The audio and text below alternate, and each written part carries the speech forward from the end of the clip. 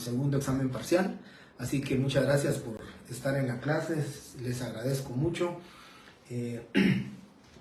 Solo quiero comentarles que hoy 4 de septiembre del año 2023, creo que es, lo dije en la otra sección, es un día histórico para el ejercicio del notariado en Guatemala, y no solamente en Guatemala,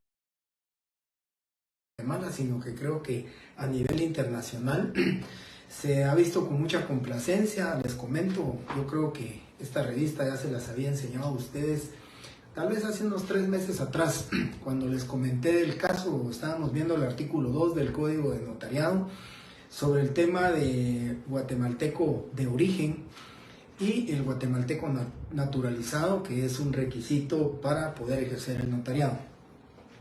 Les comento que este caso de Steven Hendricks, que lo conoció la Corte Interamericana de Derechos Humanos, el día de hoy por la mañana, a las 8:30 de la mañana, el Estado de Guatemala fue notificado que, pues en resumen, les comento que la sentencia tiene 117 hojas, pero en resumen les quiero comentar que para el Estado de Guatemala se declaró que el Estado de Guatemala no ha violado los derechos humanos del estadounidense Hendricks. Por consiguiente, no hay ninguna sentencia condenatoria para el Estado de Guatemala, dejando entonces incólume el artículo 2 del Código de Notariado, el artículo 146 constitucional, que fue el que vino a modificar el artículo 2 del Código de Notariado, cuando decía, pues claramente lo dice el artículo 2 del Código de Notariado, como requisito habilitante dice ser guatemalteco natural.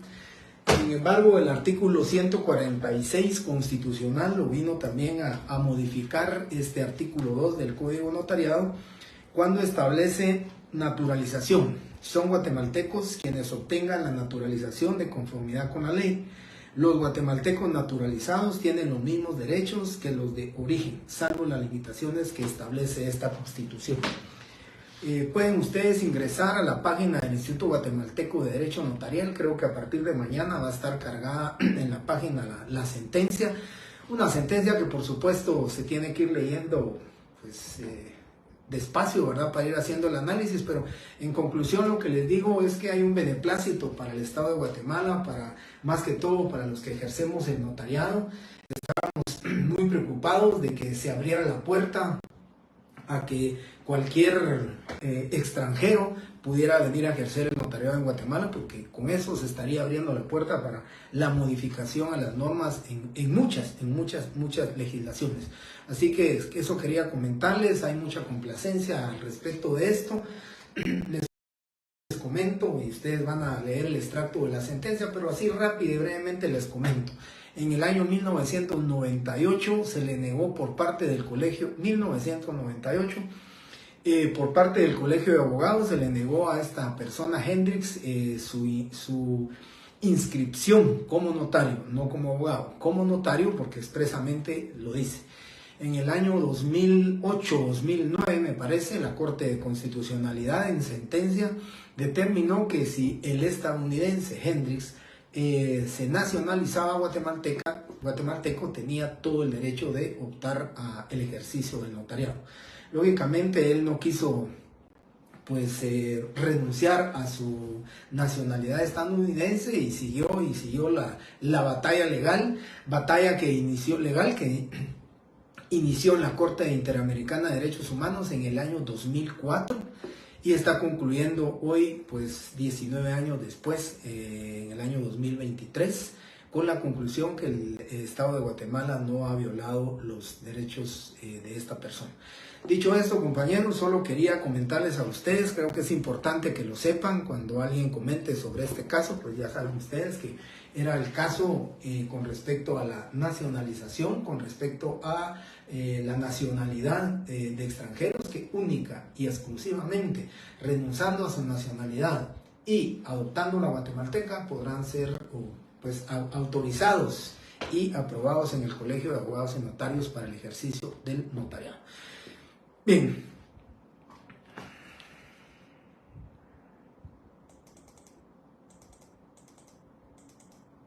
Bien.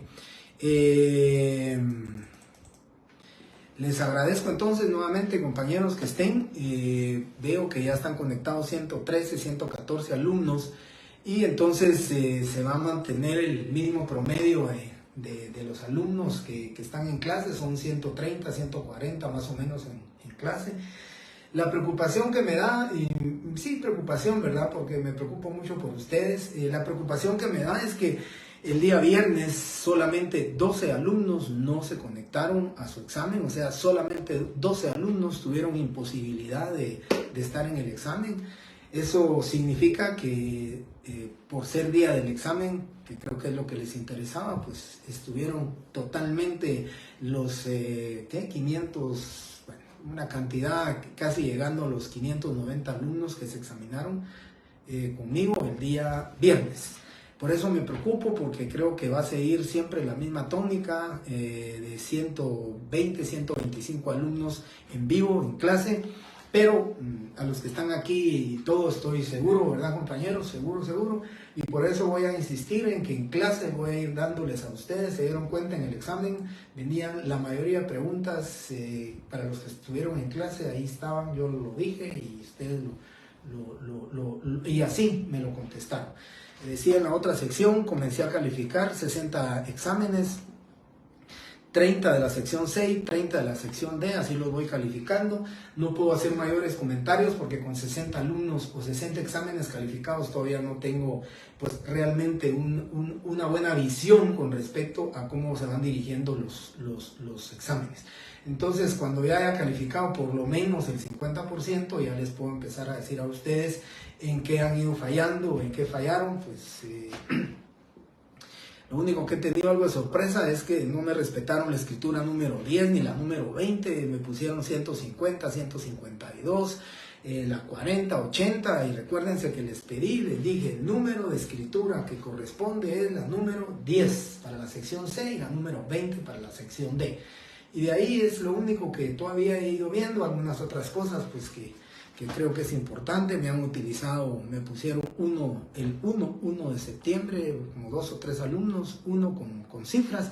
Y recuérdense, el artículo 13 dice que no se podrán usar cifras, ¿sí? Todo lo que es cantidades y números deben expresarse en letras. Bien, dicho esto, compañeros, voy a entrar a este tema, un tema que lo dije en la otra sección, se los dije a ustedes, compañeros, en clase, se los comenté, lo dije y lo he dicho. Este es uno de los temas que con mayor complicación se los traslado a ustedes. Se me complica un tanto, es un poquito difícil el podérselos trasladar a ustedes, pero por eso les pido su mayor atención, por eso les pido su disciplina con respecto a que practiquen estos temas. Es un tema de práctica. Yo voy a tratar la manera, lo dije en la otra sección y a ustedes se los digo, voy a tratar la manera de enviarles un grupo de testimonios a ustedes para que lo practiquen, un par de casos para que practiquen también de testimonios, pero digamos la base teórica, la base impositiva y la base práctica la vamos a ver aquí, y vamos a empezar el día de hoy a hablar sobre ese tema tan importante que son los testimonios, que son las formas de reproducir los instrumentos públicos, cómo se reproducen los instrumentos públicos. Inicio entonces, compañeros, solo comentándoles que las formas de reproducir, cuando digo formas de reproducir los instrumentos públicos, es cómo convencer a nuestros clientes. No les digo, y lo vuelvo a repetir, ¿verdad? No les digo a la mayoría de clientes, no les digo a todos los clientes, pero sí hay algunos clientes que tenemos, ¿sí? Que debemos de convencer que no podemos entregarles estas hojas de papel sellado especial para protocolos, que estas hojas de papel sellado especial para protocolos nosotros tenemos que guardarlas, tenemos que conservarlas, tenemos que protegerlas. Por eso es que la tenemos empastado, por eso es que nosotros la cuidamos y lo protegemos. Pero habrán algunos clientes o habrá alguna gente que nos diga que por qué no les entregamos su original, por qué no les entregamos ese papel sellado especial para protocolos donde estamparon su firma, donde estamparon su impresión digital y que ese es el documento original que para ellos les va a servir como prueba de haber otorgado un contrato. La forma que considero, ¿verdad?, pues si pertinente, con la que uno puede explicarle a los clientes es que uno es depositario, no es el propietario, no es el dueño de estas hojas de papel sellado especial para protocolos. Cuando uno fallece, esas ya lo saben ustedes, los albaceas, herederos o cualquier persona que tenga en su poder el protocolo debe de entregarlo para que se continúen pudiendo entregar testimonios, primeros testimonios a la parte interesada o a los clientes para los efectos de demostrar que se otorgó un instrumento público. Por eso es que ustedes se encuentran aquí y dicen formas de reproducir los instrumentos públicos. ¿Cómo vamos a reproducir los instrumentos públicos?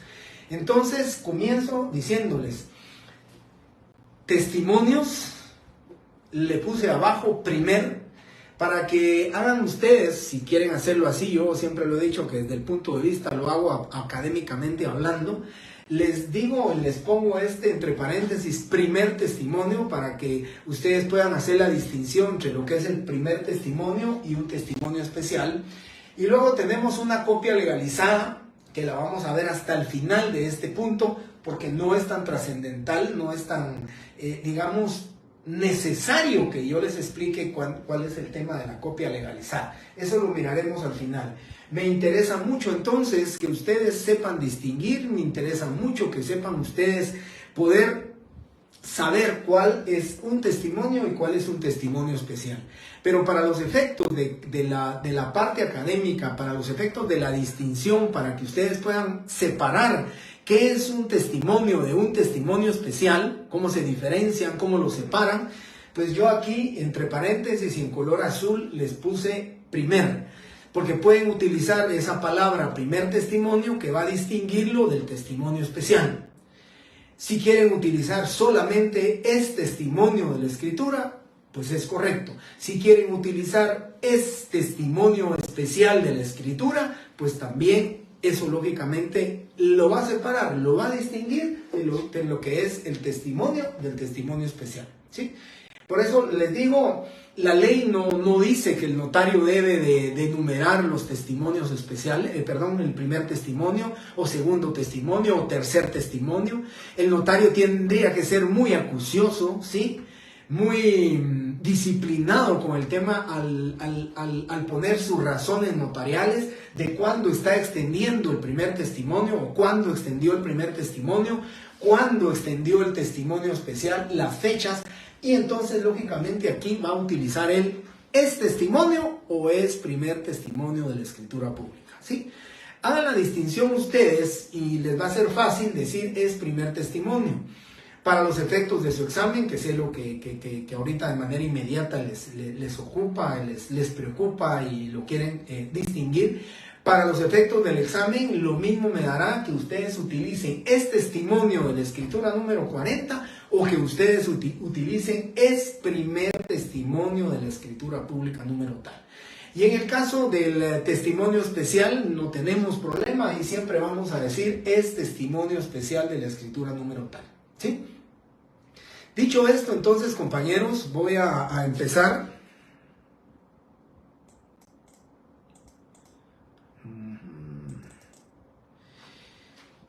Sí, Víctor García, es un requisito no esencial el número de escritura, es correcto, ¿verdad? Es correcto, pero sí es necesario, porque cuando usted vaya a extender un testimonio, va a tener que tener el número de escritura para que usted diga es testimonio de la escritura número 40, de la 120, de la 110, entonces sí va a ser necesario que tenga el número de escritura. Esto, como es un error de forma, pues el notario podrá enmendarlo con una escritura de ampliación, ¿verdad? Haciendo constar que el número que le corresponde a la escritura pública de fecha tal, otorgada por tales y tales comparecientes, es el número 32. Con eso, pues amplía el contenido de esa escritura y ya puede extender testimonio de eso, ¿verdad? Pero sí, para mí, a pesar de que no es un requisito esencial del instrumento, no da como resultado la nulidad del instrumento público, considero que sí es importante y es necesario que lleve el número de escritura para que podamos nosotros en el momento de extender un testimonio, pues documentar, expresar, ¿verdad? En ese momento decir qué número de escritura pública es el testimonio que estamos extendiendo.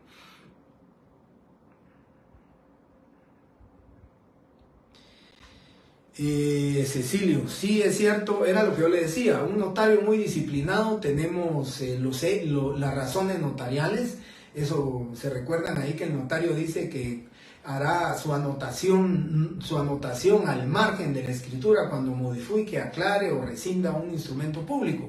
Y también hay unos sellos que utiliza el notario en el cual pues podrá poner ahí, ¿verdad? Primer testimonio extendido con fecha tal. Eso es para, digamos, hacerlo y llevar un orden. Pero como vuelvo a repetir, la ley no dice en absoluto que el notario esté obligado a numerar los testimonios. Entonces, vuelvo a repetir, ustedes pueden utilizar testimonio o primer testimonio. Y en este caso, testimonio especial.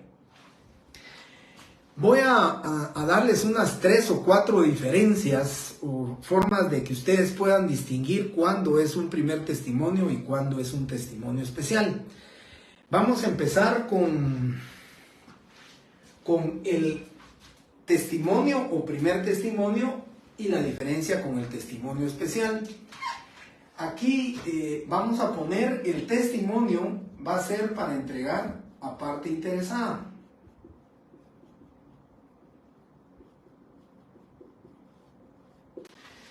Parte interesada o como un alumno en la otra sección, lo podemos poner así, para entregar al cliente.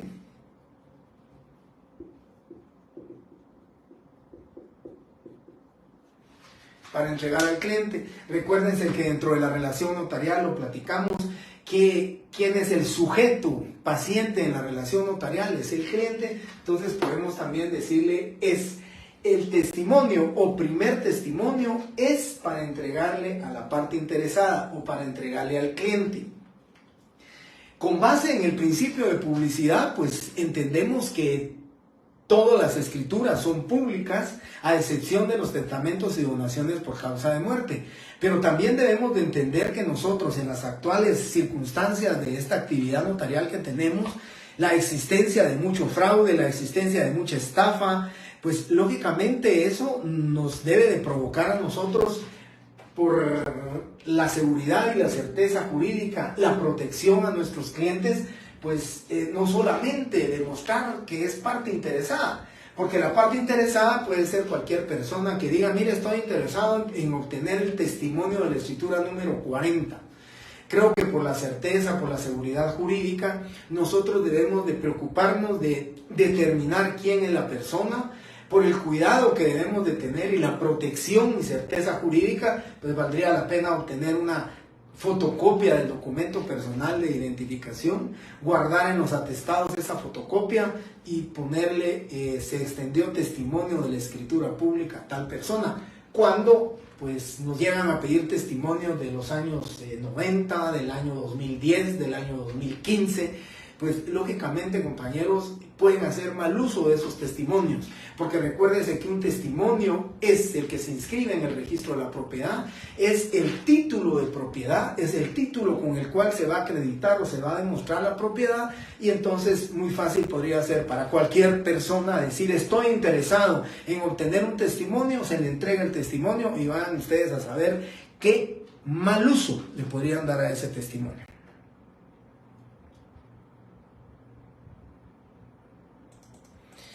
Sí es correcto, Dora, cuando se extiende un testimonio y usted lleva el control y usted está segura que ya extendió el primer testimonio, pues le puede poner es segundo testimonio de la escritura pública.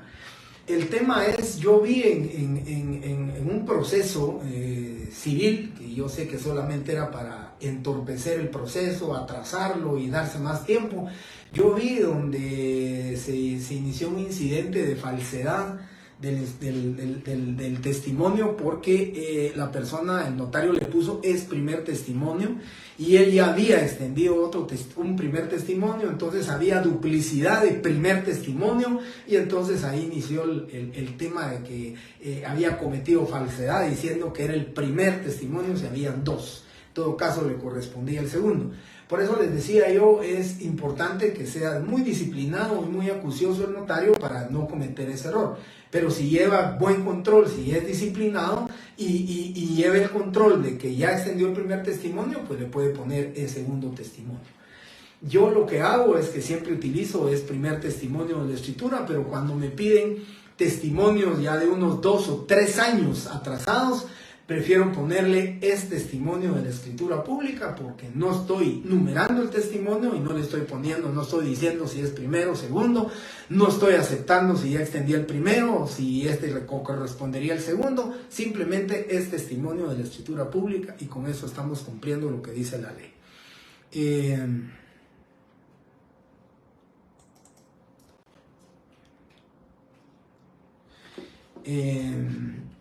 No le comprendí, Cecilio, pero voy a tratar de analizar su pregunta. En el registro mercantil venden las copias de las constitutivas. Me imagino que lo que usted me está diciendo es que venden, puede ser que le vendan el CD, que le vendan una USB de las escrituras constitutivas de la sociedad para los efectos de que usted haga su escritura. Me imagino que a eso se refiere Cecilio, ¿verdad? De que le venden a usted ya solamente para que haga los cambios y que pueda hacer una escritura a usted sin mayores correcciones que le vayan a hacer en el registro mercantil. Entonces puede hacer que aparte de la guía, el registro mercantil para los efectos de las escrituras de constitución de la sociedad, para esos efectos puede hacer que aparte de la guía le den a ustedes, pues le vendan a ustedes la minuta o una USB o un CD, que le vendan a ustedes pues la escritura en la cual únicamente tendrá que cambiar datos. Mucho cuidado con esto. Yo les decía que precisamente por las herramientas estas virtuales, herramientas digitales que tenemos ahora, pues causa un poco de problemas si no revisamos, no digamos una escritura de constitución de la sociedad. Tenemos que tener el cuidado de revisar la escritura cuando es así, cuando nos prestan una USB. Podemos dejar el nombre de un comprador de una escritura anterior y que eso vaya a ser motivo para que nos suspendan la escritura, para que nos rechacen la escritura o para que lógicamente no inscriban ese instrumento público porque lleva un error. Entonces hay que tener cuidado con eso, pero creo que así es, así correctamente lo dice Cecilio, es lo que digamos están haciendo en el registro mercantil es ofrecerles a ustedes una escritura pública que ha sido depurada por los asesores jurídicos de ellos, los asesores jurídicos, que lógicamente la cantidad de errores o la cantidad de omisiones de requisitos que debe contener una escritura pública se ve minimizado si lo van a hacer por una escritura que ya está previamente diseñada, previamente elaborada, previamente documentada por un grupo de asesores del registro mercantil. Así que yo creo que eso es de alguna forma pues beneficioso para nosotros los notarios, que lógicamente vamos a tocar puertas en el registro mercantil. Así que muchas gracias a Cecilio por su comentario. Bien. Entonces, este es el primer, si miran ustedes entonces, la primera diferencia, y el testimonio especial es para entregar al archivo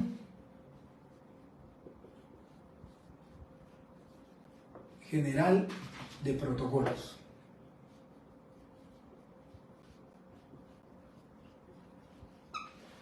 Esta es entonces la diferencia, ¿verdad?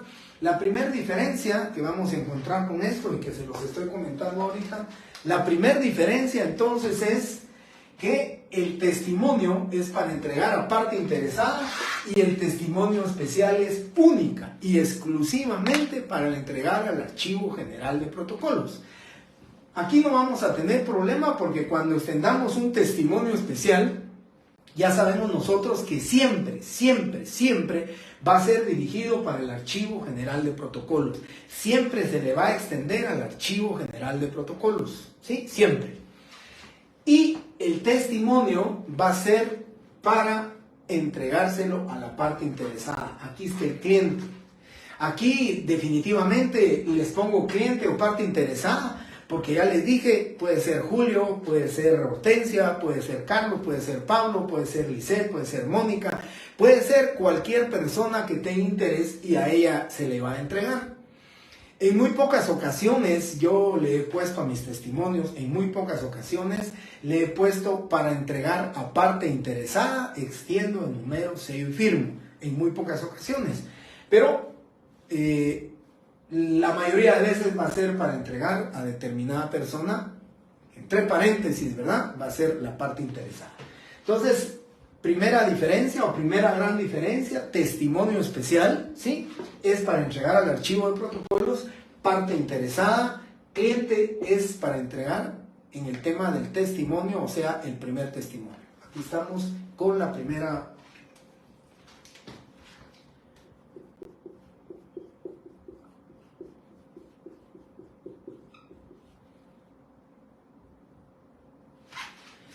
No hay plazo para extender el testimonio, solo a excepción de una escritura nada más, y ahorita la vamos a ver.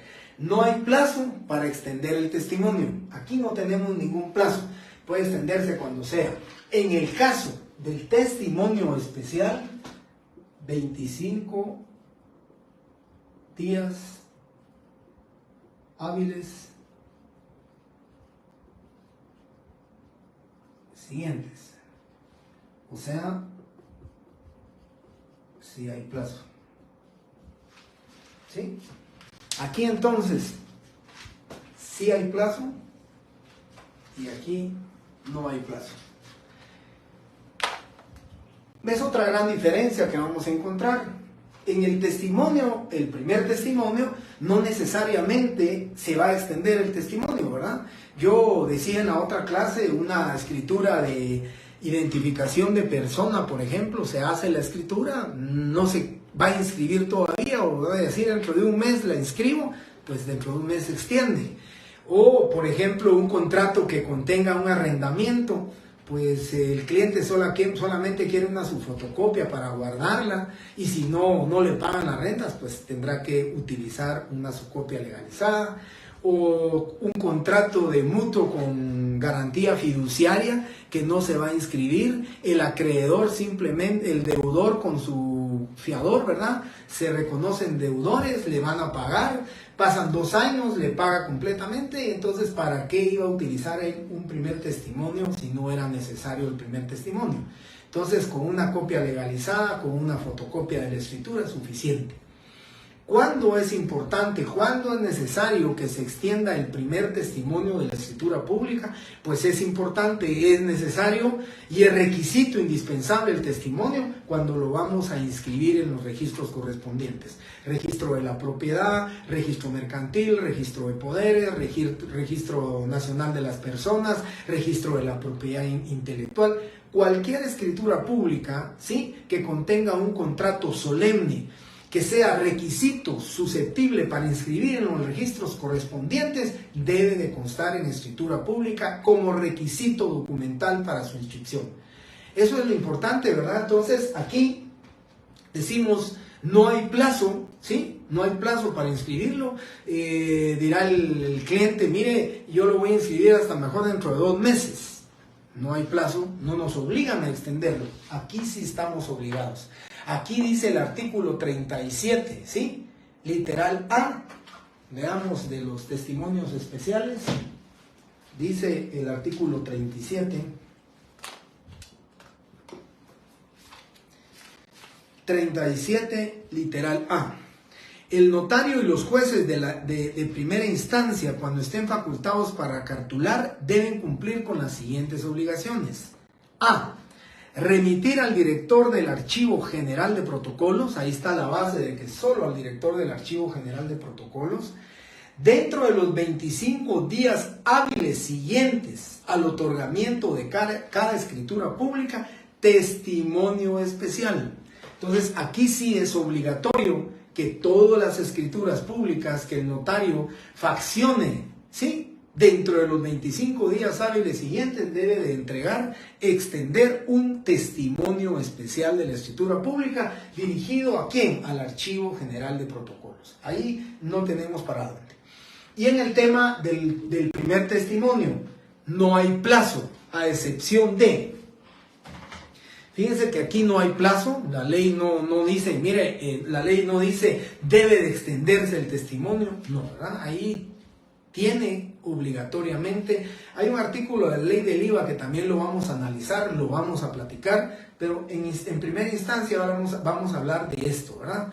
Ya que hablé de la ley del IVA, quiero recordarles que para el viernes, así hice la petición en la otra sección, si ustedes fueran tan amables, les estoy haciendo la súplica y la rogatoria de que para el día viernes ya tengan su ley del impuesto del timbre, su ley del impuesto del valor agregado IVA, y la mayoría de códigos de notariado tienen su ley del impuesto del timbre forense y timbre notarial.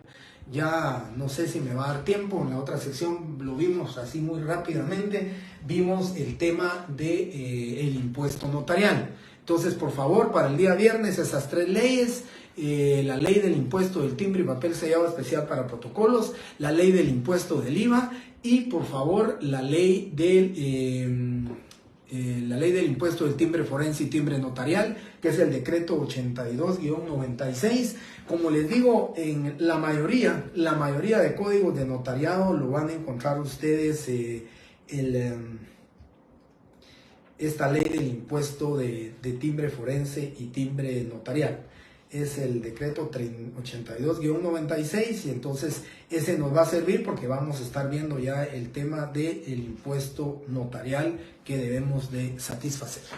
Bien, les decía entonces, no hay plazo a excepción de artículo 17 artículo 17 del Código de Comercio, que establece registro.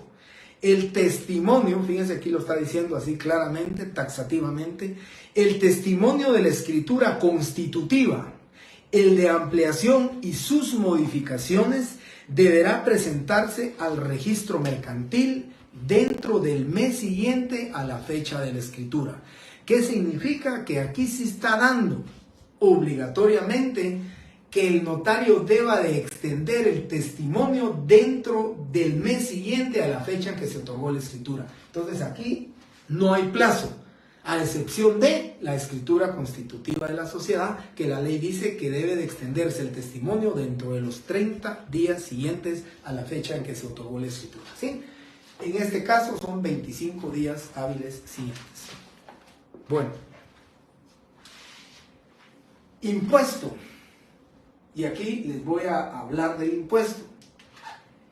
En el testimonio o primer testimonio siempre vamos a pagar un impuesto o vamos a hacer constar el pago del impuesto fiscal en el primer testimonio. En el primer testimonio entonces vamos a tributar sobre el contenido del contrato en la escritura pública. ¿Qué contrato contiene? Ahí vamos a determinar, vamos a saber, vamos a calcular qué impuesto vamos a pagar, qué cantidad de impuesto vamos a pagar, pero es un impuesto fiscal. Un impuesto fiscal que lo que causa o lo que genera su hecho generador es el otorgamiento del contrato que contiene la escritura pública, pero además importante, ese impuesto lo debe satisfacer o lo debe pagar el cliente, ¿verdad? A quien le corresponde. Voy a ver. Muy bien, ley del impuesto del timbre forense y timbre notarial, del impuesto al valor agregado. Y la tercera ley es la ley del impuesto de timbre, fiscal y papel sellado especial para protocolos, que es el decreto 37-92. Muchas gracias, Valerie. Ahí está contestando usted. Entonces, la otra diferencia entonces con el testimonio especial, que aquí lo que vamos a pagar es un impuesto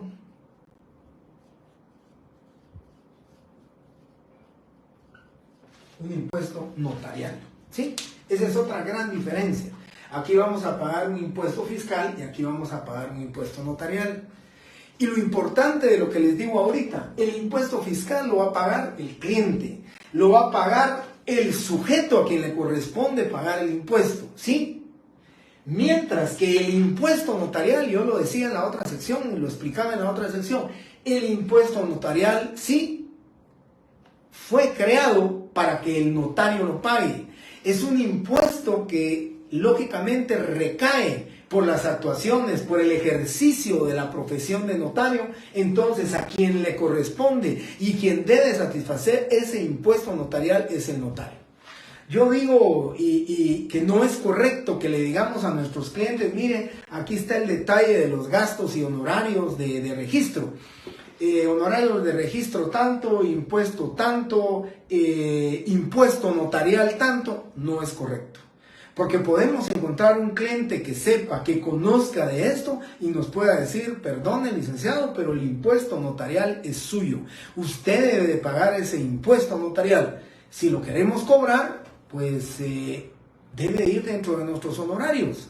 Pues pensemos, y si vale 1.000, pensamos que nuestra escritura, lo justo es 1.500 por la escritura y que vamos a pagar 200 de impuesto notarial, pues digamos son 1.700 de honorarios. Pero no podemos decir que el impuesto notarial son 250 y que eso va dentro de mi liquidación de honorarios, porque cualquiera le podría decir, ese impuesto, ¿sí?, fue creado y se generó para que lo pague el notario, no para que lo pague el cliente.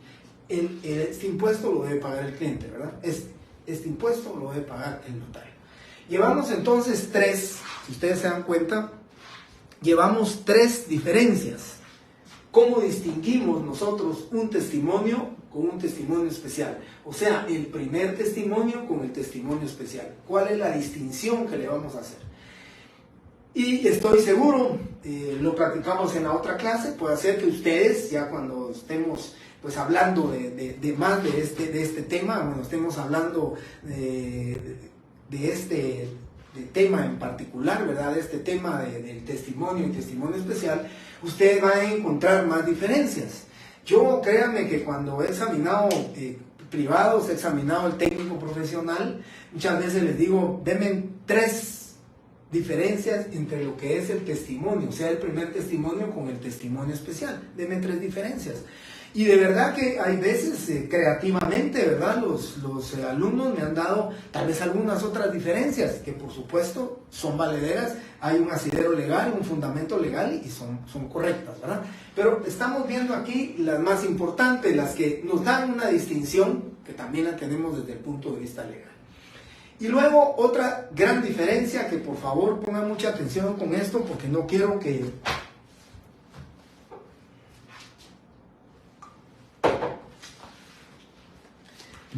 se me vayan a confundir, y si quieren que les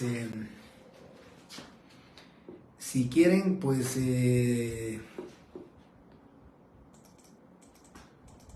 permítamos a ver.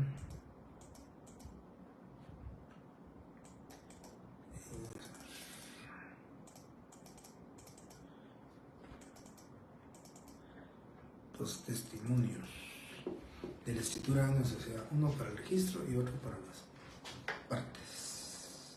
No, Andrés, el testimonio especial es para la parte. Recuérdense, perdón, el primer testimonio de la escritura de constitución de la sociedad no son 2.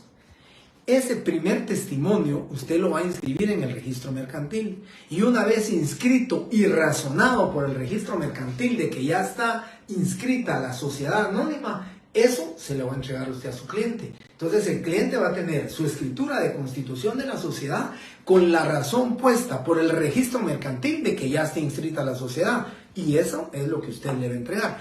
Es lo mismo que cuando usted hace una escritura de compraventa. La escritura de compraventa extiende el primer testimonio, se va al registro de la propiedad, y cuando salga del registro de la propiedad ya inscrito, ese testimonio es el que usted le entrega a su cliente para que él tenga su título de propiedad. Y el testimonio especial, ese siempre va a ser para entregárselo al Archivo General de Protocolos, ¿sí? Pero es solamente un testimonio el que va a extender. Bien. Ahí estamos. Bien, entonces, compañeros, les decía, ¿qué otra ¿Qué otra diferencia hay aquí, verdad?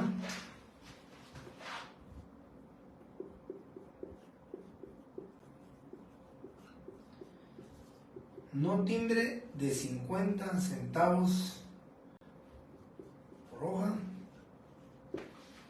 Aquí el primer testimonio, cuando ustedes lo extiendan, si tiene 5 fotocopias, no se le adhiere ningún timbre de 50 centavos. La diferencia con el testimonio especial es que paga 50 centavos, o sea, 50 centavos, timbres de 50 centavos por cada hoja.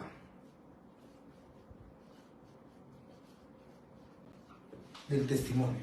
Esa es otra diferencia. Pregúntenme ustedes por qué aquí no paga y por qué aquí sí paga. La respuesta, y cuando lo hemos platicado entre los profesores, colegas y todo, pues lo más seguro es que hubo una omisión del legislador. Al legislador se le omitió incluir dentro del artículo 5, numeral 6, omitió incluir al primer testimonio, a los testimonios. Porque fíjense que dice el artículo 5, ley del impuesto del timbre fiscal y papel sellado especial para protocolos, decreto 37-92, por favor. Artículo 5, numeral 6, dice, índices, testimonios especiales, copias simples o legalizadas y actas notariales por cada hoja de papel, 50 centavos de timbres. ¿Sí? Aquí la grabó. Díganme ustedes o pregúntenme ustedes por qué grabó a los testimonios especiales. Bueno, entonces los testimonios especiales, la otra diferencia que tienen con esto es que aquí no paga timbre de 50 centavos por hoja porque la ley del impuesto del timbre no la grabó. Porque la ley del impuesto del timbre solo dice índices, testimonios especiales, copias simples o legalizadas, ya explicaré esto, y actas notariales por cada hoja de papel, 50 centavos de timbre fiscal. Pero no grabó esto. Esa es otra gran diferencia.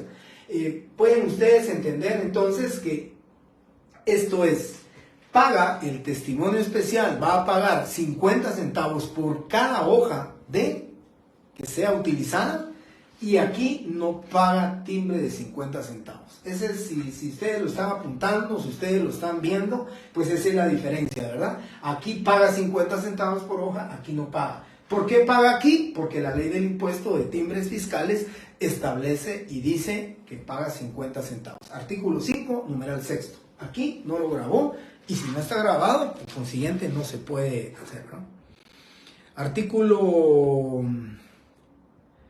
Sí, así es, Cecilio, timbre notarial, no, timbre notarial de 50 centavos, no, Cecilio, no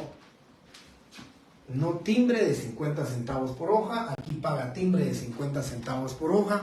Acabo de leerlo y decirles que es el decreto 37-92, ley del impuesto del timbre fiscal y papel sellado especial para protocolos. No he hablado de impuesto notarial. Aquí está el impuesto notarial y aquí hay un impuesto fiscal. Pero donde está regulado que paga 50 centavos por hoja de timbre fiscal es en el decreto 37-92, que es la ley del impuesto de timbre fiscal y papel sellado especial para protocolos. El timbre notarial ya lo vamos a comentar ahorita, lo vamos a ver, ¿sí? Cecilio, por eso le decía yo, no es en el testimonio especial, ¿verdad? Lo de los 50 centavos por hoja es fiscal. Usted me puso timbre notarial de 50 centavos. No, eso no es correcto. El artículo que acabo de decir es el artículo 5, numeral 6 de la ley del impuesto del timbre y papel sellado.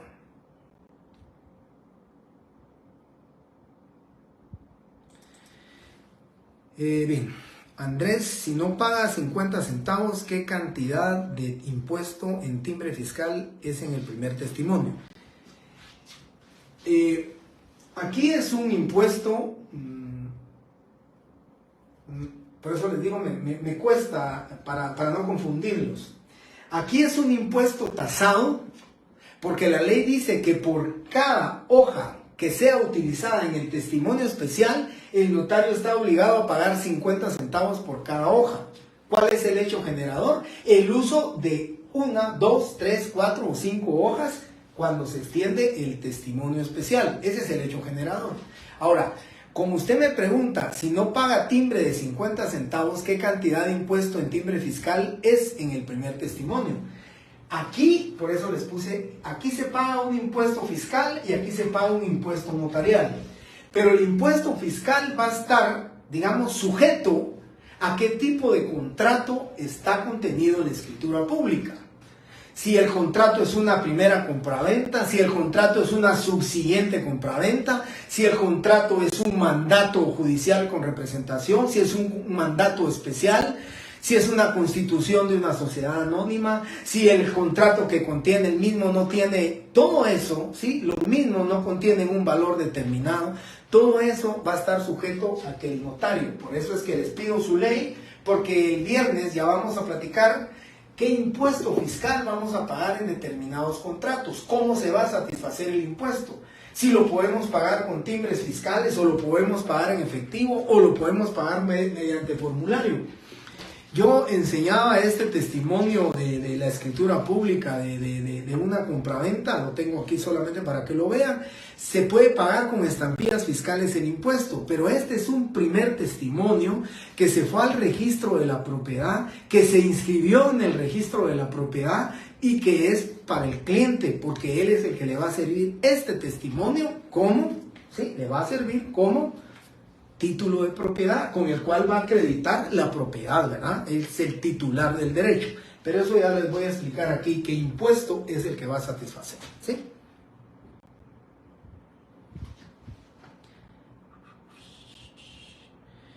Rocío, ¿verdad? Bien. Fíjense, Rocío, que yo decía en la otra sección que les agradezco que digamos, se adelanten algunos de los temas. Pero en la otra sección ya me estaban preguntando sobre temas un poquito más adelantados. Y entonces el tema es que para la fortuna de los que trabajan con notarios, que trabajan en bufetes, que trabajan en notarías o que trabajan en los registros, que conocen de estos temas, lógicamente se les hace mucho más fácil el tema esto de los impuestos. Pero si estamos empezando de cero, sí prefiero que vayamos con un orden. Y cuando Rocío me dice que si el testimonio no lleva un timbre fiscal por la razón del registro de la propiedad, siempre en mis clases, como la mayoría de veces me preguntan y me hacen recurrentemente ese tipo de preguntas, yo les digo, la razón del registro de la propiedad ya no le corresponde al notario, ese es un impuesto que le están grabando por la razón puesta por el registrador. Que el notario, que el cliente tenga que pagarlo, sí, pero que no le corresponde realmente es a la razón del registro. Por supuesto que el registrador dirá, bueno, ese es un impuesto por cada razón que yo ponga, ¿sí? Entonces que la pague el cliente. Pero yo lo separo de lo que es el pago de un impuesto o de un tema notarial a una razón puesta por el registrador de la propiedad, que por supuesto lo tiene grabado también la ley del impuesto. A lo que se refiere, Rocío, es a lo que establece el artículo 5, numeral 3 de la ley del impuesto del timbre. Dice, por cada razón puesta por los registros públicos, al pie de los documentos que se presentan a su registro, 50 centavos. Eso significa que por cada razón, esta es la razón que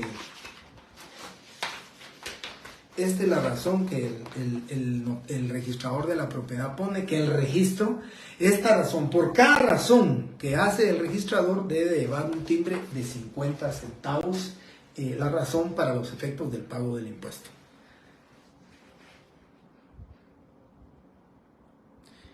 Es correcto, Andrés.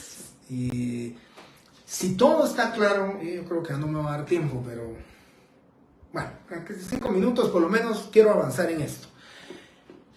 Si todo lo anterior está claro de cómo van a distinguir ustedes qué es testimonio y qué es testimonio especial, si ya tienen claro estas 4 diferencias de las cuales platicamos, pues me atrevo a decirles que si no hay algún comentario o pregunta al respecto, pues yo voy a dar por sentado, ¿sí? Voy a dar por hecho que ustedes ya saben diferenciar qué es un testimonio especial y qué es un primer testimonio. Como ustedes ya lo apuntaron, los videos ya no los borré. Hasta el día de hoy borré todos los videos. Hoy los borré en la tarde. Y estos les van a quedar a ustedes que unos 8 o 10 días para que ustedes lo puedan ver, lo puedan analizar. Y todo esto, como ya lo tienen apuntado, ustedes sabrán diferenciar o distinguir entre lo que es un testimonio, o sea, primer testimonio, con un testimonio especial.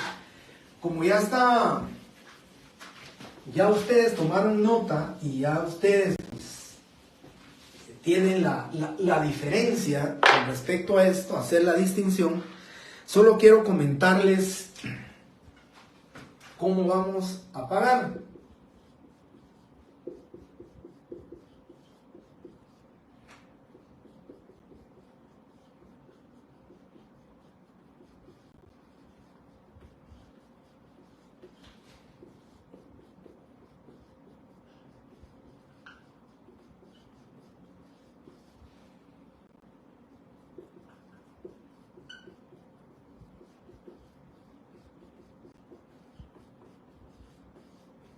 Bien, estas van a ser entonces las formas que nosotros vamos a utilizar con lo que preguntaba Andrés aquí en el testimonio o en el primer testimonio. ¿Cómo vamos a hacer nosotros para pagar ese impuesto fiscal? ¿Qué tenemos que hacer? ¿Cómo vamos a hacer nosotros esa operación matemática? ¿O cómo vamos a saber nosotros qué pago vamos a hacer? Por supuesto que se recuerdan ustedes cuando hablábamos del tema del derecho administrativo con la relación del derecho notarial, pues el notario muchas veces figura como recaudador fiscal y nosotros tenemos que saber qué impuesto debe de pagar, porque su cliente lo más seguro es que le va a decir, mire,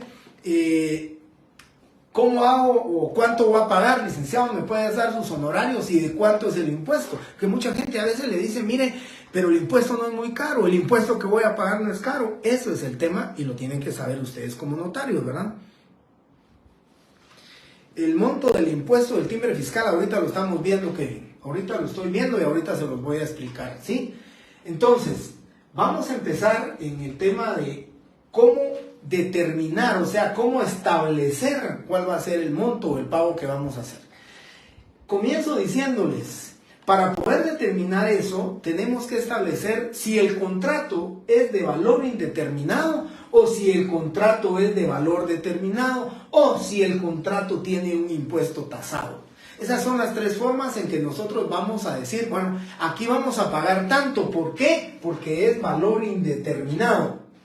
¿Y vamos a pagar tanto? Sí, porque es valor determinado, pero es una segunda compraventa. Es valor determinado, pero es una primera compraventa. Eso es lo que vamos a ver. Y por eso les pedí su ley del impuesto del timbre, su ley del IVA, porque ahí es lo que les tengo que explicar a ustedes. ¿Cómo vamos a saber nosotros qué impuesto vamos a pagar o los impuestos tasados, ¿verdad? El impuesto tasado, ustedes lo saben, la ley dice por sociedades, constitución de sociedades anónimas, todas, no importa que sea de 5 millones, de 20 millones, de 500,000 quetzales, de 50,000 quetzales, la sociedad dice 250 quetzales paga el testimonio de una escritura de sociedad, ¿sí? Dice, artículo 5, numeral 17, testimonio de las escrituras públicas de constitución, transformación, modificación, liquidación o fusión de sociedades mercantiles, 250 quetzales. Eso es un impuesto tasado, porque no vamos a calcular, no vamos a hacer operación matemática, porque no necesitamos saber de cuánto es el contrato, si es determinado o si es indeterminado. Lo que necesitamos saber es que es un impuesto tasado. Si dice que la sociedad es de 1 millón, 250. Si es de 3 millones, 250. Ese es el impuesto tasado, porque no importa el valor determinado del contrato, ¿sí? Y luego, y aquí me quedo porque no quiero adelantarme mucho con la otra sección, así vamos igual, pero aquí me quedo. Valor indeterminado, así lo dice, no tiene un valor determinado. Por eso dice indeterminado. No podemos determinar una cantidad de dinero, no podemos determinar un valor, una cifra para poder hacer una operación matemática, ¿sí? Si ustedes buscan en la escritura pública y no encuentran ningún valor, dicen, este es valor indeterminado, ¿verdad? No hay cantidad sobre cuál hacer una operación matemática, sobre cuál calcular el 3% del impuesto del timbre o sobre la cual calcular el 12% del IVA. No tenemos valor. Por eso se le llama contrato de valor indeterminado. ¿Cuál es?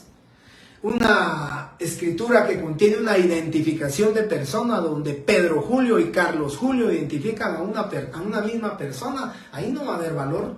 Entonces se le determina o se dice es un contrato de valor indeterminado porque no tiene valor. Una escritura de carta total de pago, donde dice el acreedor hipotecario que don Carlos ya le pagó toda la obligación y que le solicita al registrador que cancele la hipoteca constituida. No tiene cantidad de dinero. Una rescisión de un contrato. La rescisión del contrato dice que por convenir a sus intereses dejan sin efecto y rescinden el contrato contenido en la escritura pública número 25. No tiene ninguna cantidad, es de valor indeterminado. Una escritura de ampliación, siempre y cuando no esté ampliando una cantidad de dinero, ¿verdad? Pero una escritura de ampliación donde diga que por un error se puso que el otorgante Carlos Azurdia Jiménez es de 45 años, siendo lo correcto de 40 años, y se amplió nada más su edad, o se amplió su nacionalidad, o se amplió su estado civil, o su profesión, pues ahí no va a haber ninguna cantidad de dinero. Entonces ese contrato es de valor indeterminado. Aquí estamos de valor indeterminado. El viernes comienzo con ustedes explicándoles cómo vamos a pagar o cómo vamos a tributar el impuesto de un valor indeterminado en el testimonio especial y cómo vamos a tributar el impuesto en el testimonio. Aquí es impuesto fiscal, aquí es impuesto notarial, ¿sí? Con esto me quedo entonces, compañeros, por favor, les suplico, su ley del impuesto de timbres fiscales y papel sellado especial para protocolos, su ley del impuesto sobre el valor agregado y también su ley del impuesto del timbre forense y timbre notarial son 3 leyes que nos van a servir el día viernes. La donación, no Marcos, la donación, recuérdense que la donación dice que siempre debe de estimarse. Se estima, ¿sí? Entonces usted dice que la presente donación se estima en 50,000 quetzales. Ahí ya no hay valor indeterminado, ahí hay valor determinado. Y recuérdense que la donación se estima para los efectos de que el cumplimiento de su naturaleza jurídica, que es de carácter revocable, se puede revocar. Entonces, el donante estimó esa donación en 50,000 quetzales. Y cuando hay revocación de la misma, pues si ya no existiera el bien inmueble, ¿qué? Es para los efectos de la devolución de la parte estimada. Pero sí es un valor determinado porque ahí lo tiene, ¿verdad? Bien. Les agradezco entonces, compañeros, ya le expliqué a Marcos, ya les voy a comentar cómo se determina el pago de la donación. Muchísimas gracias, compañeros, nuevamente, les agradezco su tiempo, nos quedamos más o menos entre 130 125, con ese promedio estoy más que contento con ustedes, así que primeramente Dios, nos miramos ustedes, hoy me corresponde con ustedes el día viernes a las 6 menos cuarto de la tarde. Muchísimas gracias. Sí, Astrid, les dejo el video, se los voy a dejar unos 15 días para que ustedes lo puedan ver y lo puedan repasar. ¿Por qué razón lo voy a tener que hacer así, compañeros? Ya les dije, son menos del 50% los que se están conectando, entonces es muy fácil después ver el video y la secuencia, si no es la correspondiente, también se están equivocando y eso es lo que voy a evitar, ¿verdad? Muchísimas gracias, compañeros, muy buenas noches, hasta mañana, hasta el día viernes, perdón.